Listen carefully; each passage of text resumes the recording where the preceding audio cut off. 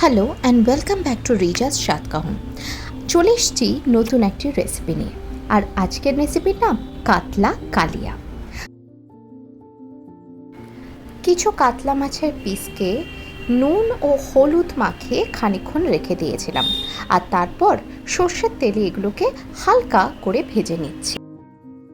মাছগুলোর এপিঠ ওপিঠ খুব ভালো করে ভেজে নিচ্ছি। ভাজা হয়ে গেলে এগুলোকে আলাদা পাত্রে রেখে দেব। এবার এই তেলের মধ্যেই ফোড়নের জন্য শুকনো লঙ্কা, তেজপাতা, এলাচ, লবঙ্গ ও একটা দালচিনি দিয়ে কিছুক্ষণ মিক্স করে নিচ্ছি। একটু হালকা গন্ধ ছেড়ে এলেই এর মধ্যে মাঝারি সাইজের কাটা দুটো পেঁয়াজকে ভালো করে বেটে নিয়েছি, এই বাটাটাও দিচ্ছি। পেঁয়াজের পরিমাণটা পুরোটাই মাছের কোয়ান্টিটির উপরে ডিপেন্ড করবে। পেঁয়াজ বাটা সমেত মশলাগুলো মিক্স করার সময় আঁচটাকে হালকা রেখে দিচ্ছি। এবার অল্প একটু তেল ছাড়লে আদা বাটা, রসুন বাটা ও কাঁচা লঙ্কা বাটা 2 চামচ মতো দিয়ে নিচ্ছি। এবার সেটাকেও ভালোভাবে মিক্স করে নেব। এই সময় কিন্তু গ্যাসের আঁচটা হালকা রাখছি। এবার কাজু বাদাম, পোস্ত ও চারমগজ বাটা একটি করে রেখেছিলাম, সেটাও এর মধ্যে দিয়ে দিচ্ছি। এই সময় গ্যাসের আঁচটা কিন্তু খুবই হালকা রেখেছি, যাতে কাজু বাদাম বাটাটা কড়াইয়ের নিচে লেগে না যায়।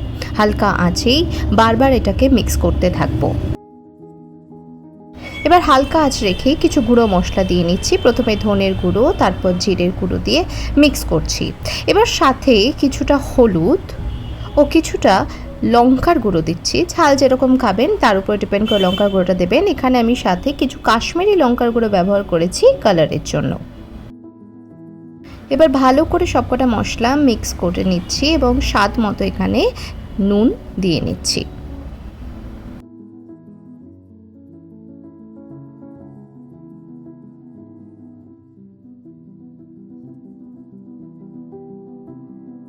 এবার ভালোভাবে সবকটা মশলা মিক্স করা হয়ে গেলে এবার কিছুটা টক দই দিয়ে নিচ্ছি। টক দই দিয়েও ভালোভাবে সবকটা মশলাকে মিক্স করে নেব।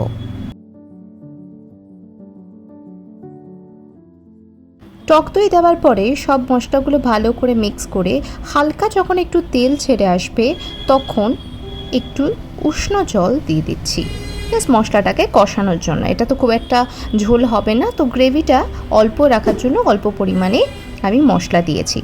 এতক্ষণে যদি রেসিপিটা ভালো লাগে তবে অবশ্যই কিন্তু আমার চ্যানেলটিকে সাবস্ক্রাইব করতে ভুলবেন না। আমি আমার এই চ্যানেলটিতে দৈনন্দিন জীবনে সাধারণ বাঙালি খাবারগুলোকে কিভাবে বিভিন্ন রকমের টেস্টে কনভার্ট করতে পারি সেগুলো আপনাদেরকে জানাই। আপনাদের যদি ভালো লাগে অবশ্যই কিন্তু আমাকে লাইক অ্যান্ড কমেন্টে জানাবেন।